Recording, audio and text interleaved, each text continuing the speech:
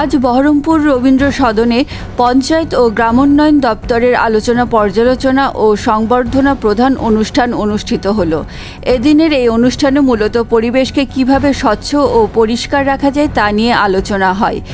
এদিনের অনুষ্ঠানে উপস্থিত ছিলেন পঞ্চায়েত ও গ্রামোন্নয়ন দপ্তরের মন্ত্রী বেচারাম মান্না, মুর্শিদাবাদ জেলা পরিষদের সভাধিপতি রুবিয়া সুলতানা, উপস্থিত ছিলেন বিদ্যুৎ দপ্তরের প্রতিমন্ত্রী আখরুজ্জামান, সন্তোষা গুব্বি আর মিশন ডিরেক্টর স্বচ্ছ ভারত অভিযান মিশন তথা অতিরিক্ত সচিব পশ্চিমবঙ্গ সরকার, মুর্শিদাবাদের জেলা শাসক রাজশ্রী মিত্র, অতিরিক্ত জেলা শাসক চিরন্তন প্রামাণিক, অতিরিক্ত জেলা শাসক শামসুর রহমান সহ শীর্ষ কর্তারা।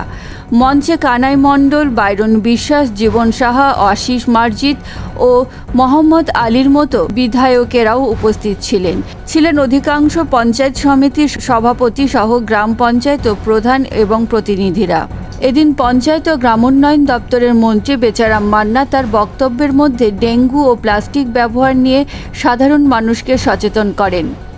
আসতে হবে এবং আপনাকে পলিথিন পুরাতে হবে এবং নোংরা আবর্জনা পরিষ্কার করতে হবে। আপনি আমার সাথে থাকবেন, আপনার পঞ্চায়েতের স্টাফ কর্মী ভিডিভিসি থাকবে, তারা সকলে মিলে সচেতন শিবির করুন এবং তাতে মানুষ সচেতন হবে। তাতে যদি বলেন আমাকে আমন্ত্রণ করে, আমি অবশ্যই আপনার গ্রাম পঞ্চায়েতে আসবো, আমি কথা দিলাম।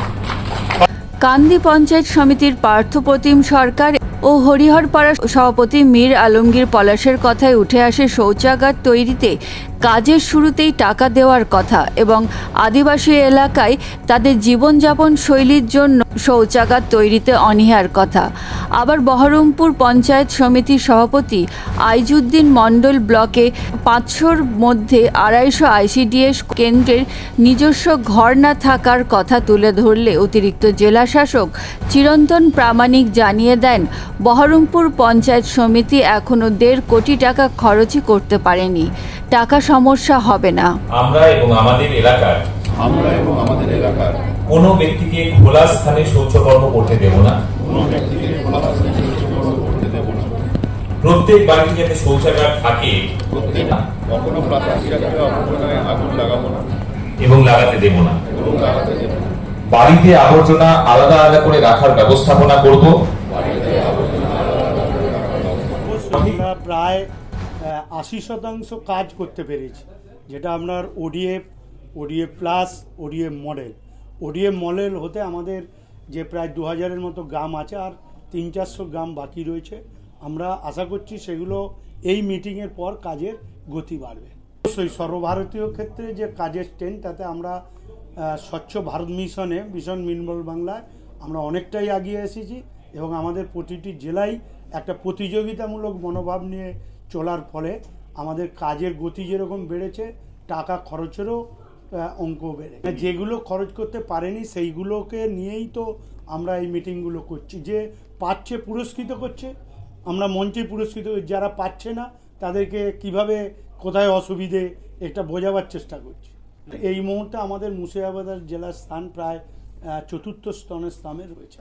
এটা বলে দিই যে শহর সংলগ্ন গ্রাম পঞ্চায়েতগুলো জনবসতি একটু বেশি, সেখানে যাতে আরও বেশি প্রধানরা অ্যাক্টিভ হয়, জনপ্রতিনিধিরা অ্যাক্টিভ হয়, সেটাই হচ্ছে আমাদের মূল লক্ষ্যমাত্রা।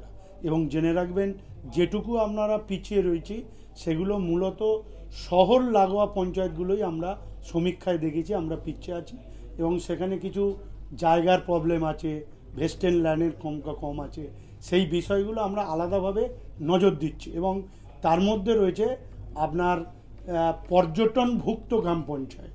আমাদের রাজ্যে মোট 78টি পর্যটনভুক্ত গ্রাম পঞ্চায়েত আছে, সেই গ্রাম পঞ্চায়েতের উপর আমরা বিশেষ নজর দিচ্ছি।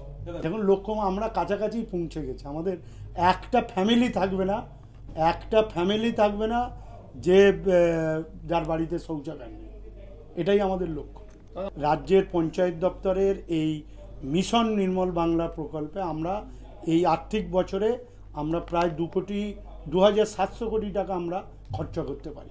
আমি এও বলেছি, যদি কোথাও দেখা যায় কমিউনিটি ল্যাট্রিন করতে গিয়ে যদি ভালো ইউরিন বসাতে হয়, ভালো কোমোড বসাতে হয়, আপনারা বসাবেন। যাতে মানুষ ব্যবহার করে।